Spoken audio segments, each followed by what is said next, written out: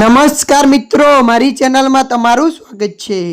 મિત્રો, યાત્રાધામ પાવાગઢના માચી ખાતે માઈ ભક્તોના આરામ કરવા માટે બનાવેલ રેનબસેરાના વધુ 3 ભાગ તૂટી પડતા જેમાં 4 કામદારો દબાયા હતા।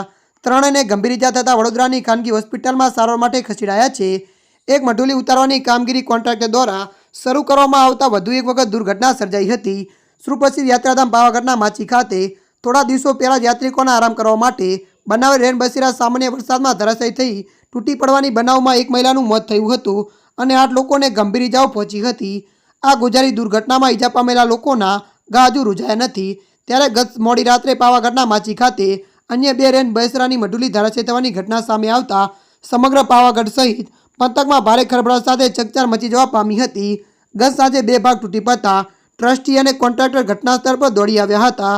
2 ભાગ તૂટ્યા પછી ઉભેલા વધુ એક ભાગને ઉતારી લેવાની કામગીરી હાથ ધરવામાં આવી હતી। ત્યારે મિત્રો, હાલ માટે આટલું। મળીશું નવી અપડેટ સાથે। જો તમને અમારો વિડીયો પસંદ આવે, લાઇક, શેર અને સબસ્ક્રાઇબ કરી નાખજો। ધન્યવાદ।